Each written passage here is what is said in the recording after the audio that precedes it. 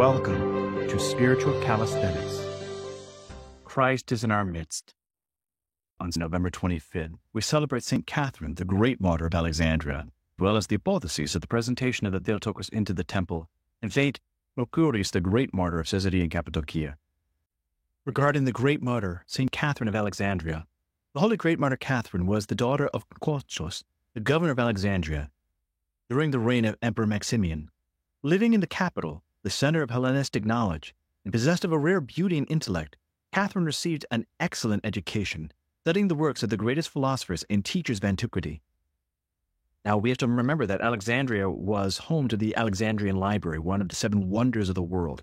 All of the greatest philosophers, all of the greatest rhetors and educators went to Alexandria to get learning. Young men from the most worthy families of the empire sought the hand of the beautiful Catherine, but she was not interested in any of them.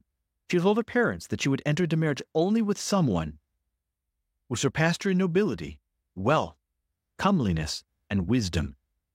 Catherine's mother, a secret Christian, sent her to her own spiritual father, a saintly elder living in a cave outside the city, for advice.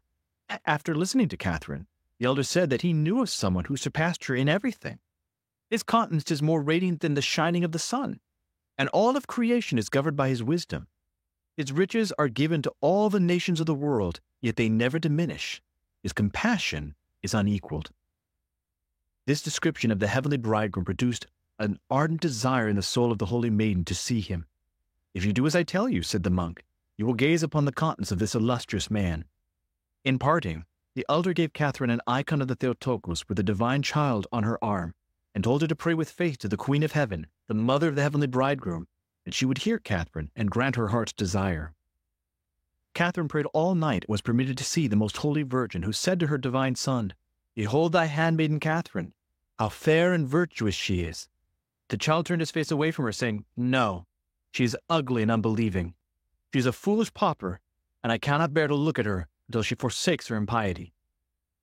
Catherine turned again to the elder, deeply saddened, and told him what she had seen in the dream. He received her, instructed her in the faith of Christ, admonished her to preserve her purity and integrity, and to pray unceasingly. She then received the mystery of holy baptism from him. Again, St. Catherine had a vision of the most holy Theotokos with her child. Now the Lord looked at her tenderly and gave her a beautiful ring, a wondrous token of her betrothal to the heavenly bridegroom. This ring is still on her hand. At that time, Emperor Maximian was in Alexandria for a pagan festival. Therefore, the celebration was especially splendid and crowded. The cries of the sacrificial animals, the smoke and the smell of the sacrifices, the endless blazes of fires, and the bustling crowds of the arenas defiled the city of Alexandria. Human victims were also brought, confessors of Christ who would not deny him under torture. They were condemned to death in the fire. Catherine's love for the Christian martyrs and her fervent desire to ease their suffering compelled her to speak to the pagan priests and to the Emperor Maximian. Introducing herself, the saint confessed her faith in the one true God and exposed the error of the pagans. The beauty of the maiden captivated the emperor. In order to convince her of the superiority of pagan wisdom, the emperor ordered 50 of the most learned philosophers and rhetoricians of the empire to dispute with her. But the saint got the better of the wise men, so that they came to believe in Christ themselves. St. Catherine made the sign of the cross over the martyrs, and they bravely accepted death for Christ and were burnt alive by the order of the emperor. Many times we see in the church that people want to put down women as somehow silly or unwise and pit them against the fathers of the church and say that they are less than. This is not true. St. Catherine showed herself through Christ to be more wise than the wisest people on earth at that time. Unable to persuade the saint, Maximian tried to entice her with the promise of riches and fame. Hearing her angry refusal, the emperor ordered his men to subject the saint to terrible tortures and to throw her in prison. The Emperor Augusta, who had heard much about the saint, wanted to see her. He prevailed upon the military commander Porphyrius to accompany her to the prison with a detachment of soldiers. The empress was impressed by Catherine's strong spirit, and her face was radiant with divine grace. The holy martyr explained that Christian faith to them, and they were converted to Christ. On the following day, they again brought the martyr to the judgment court, where under the threat of being broken on the wheel, she was urged to renounce the Christian faith and to offer sacrifice to the gods. This wheel in torture today called Catherine's wheel is a wheel made of sharp blades so that as it turns on the body of the tortured, it'll rip them to pieces. The saint steadfastly confessed Christ, and she was taken to be tortured on 4 wheels with sharp iron spikes. But an angel smashed the instrument of execution, which shattered into pieces with many pagans standing nearby. After seeing this miracle, the Empress Augusta and the imperial courtier Porphyrius and 200 soldiers confessed their faith in Christ before everyone, and they were beheaded. Maximian tried again to entice the holy martyr, offering to marry her, and again he was refused. Then Catherine remained faithful to her heavenly bridegroom Christ, and after praying to him, she laid her head on the block beneath the executioner's sword. The relics of St. Catherine were taken by the angels to Mount Sinai in the 6th century. The venerable head and left hand of the holy martyr were found through a revelation and transferred with honor to the newly constructed church of the monastery of Mount Sinai, built by the holy Emperor Justinian. St. Catherine is called upon for the relief and assistance during difficult childbirth. Pilgrims to her monastery on Mount Sinai are given souvenir rings as a remembrance of their visit. Let us praise the most auspicious bride of Christ, divine Catherine, protectress of Sinai, our aid and help, for she brilliantly silenced the eloquence of the impious by the sword of the Spirit. Now crowned as a martyr, she asks great mercy for us all. O friends of martyrs, now divinely raise up with renewed chorus, praising the all-wise Catherine. She proclaimed Christ in the arena, trampled upon the serpents, and spat upon the knowledge of the orators. So within the icon of St. Catherine, we see several things. We see that she's wearing a crown. This is a dual image because first she has her martyr's crown because of her martyrdom. Second, she was of royal lineage. She is often seen carrying a cross, which is for her martyrdom, or a quill, a large feather, because of her philosophy, because she was wiser than all of the rhetors and the philosophers of Alexandria. For all of those who celebrate today, including my sons Nuna, Presidenta Ekaterini Kounavis, and my own godmother, Kokakati Kroniopola. Regarding Saint Mercurius, the great martyr of Caesarea in Cappadocia, Saint Mercurius came from Cappadocia and was the son of Gordian, a Scythian. A young man and a soldier of high rank, he refused to offer sacrifice to the idols, and after torments was beheaded during the reign of Valerian. Your martyr, O Lord, in his courageous contest for you received as the prize the crowns of incorruption and life from your immortal God. For since he possessed your strength, he cast down the tyrants, and only destroyed the demon's strengthless presumption. O Christ God, by his prayer, save our souls, since you are merciful. From the Matins Gospel according to St. Matthew, the Lord said this parable, The kingdom of heaven shall be compared to 10 maidens who took their lamps and went to meet the bridegroom. 5 of them were foolish, and 5 were wise.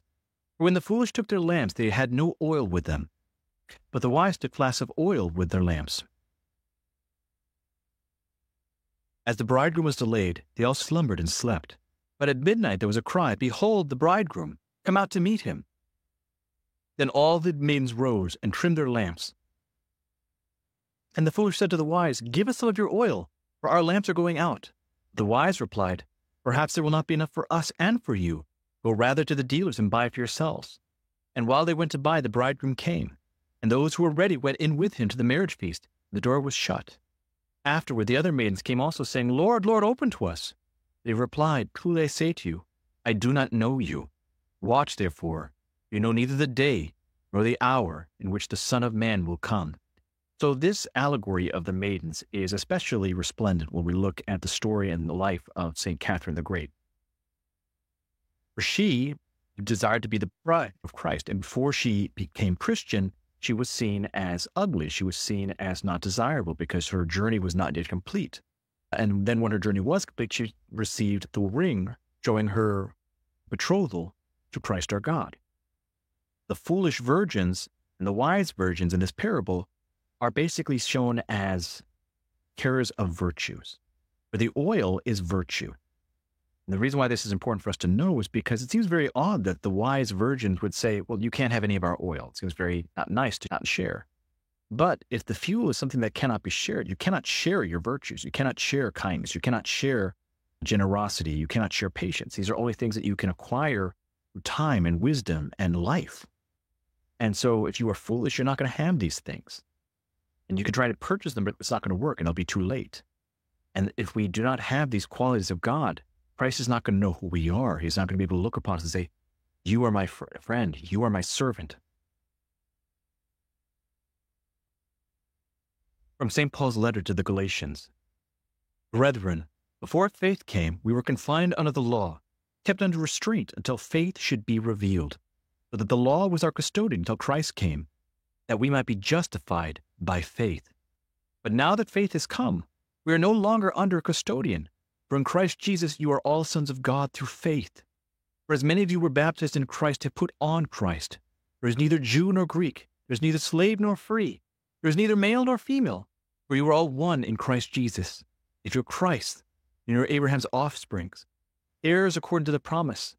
I mean that the heir, as long as he's a child, is no better than a slave, who is the owner of all the estate, but he is under guardians and trustees until the date set by the Father.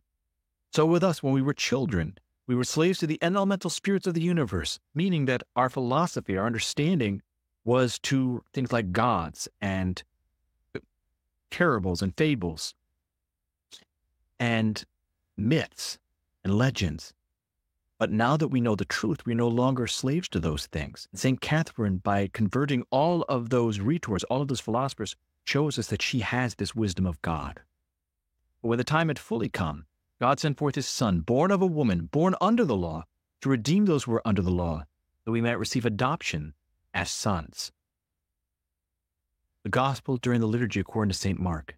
At that time a great crowd followed Jesus and thronged about him, and there was a woman who had a flow of blood for 12 years, who had suffered much under many physicians, that spent all that she had, but was no better, but rather grew worse. This shows us that this woman had put all of her trust in worldly knowledge, worldly physicians, but it didn't help her, it didn't save her. She had heard the report about Jesus, and came up behind him in the crowd and touched his garment, for she said, "If I touch even his garments, I shall be made well." This is directly related to the epistle that we just heard, because it is through faith that we are made well. It is through faith that we are saved. It is not through worldly knowledge. And immediately the hemorrhage ceased, and she felt in her body that she was healed of her disease. And Jesus, perceiving in himself that power had gone forth from him, immediately turned about in the crowd and said, "Who touched my garments?" And his disciples said to him, "You see the crowds pressing around you on all sides, and yet you say, 'Who touched you?'" And he looked around to see who had done it. But the woman, knowing what had been done to her, came in fear and trembling and fell down before him and told the whole truth. He said to her, "Daughter, your faith has made you well. Go in peace, be healed of your disease." May the intercessions of St. Catherine, the great martyr, be with all of us. I hope that you've enjoyed today's spiritual calisthenics. Have a blessed and wonderful day.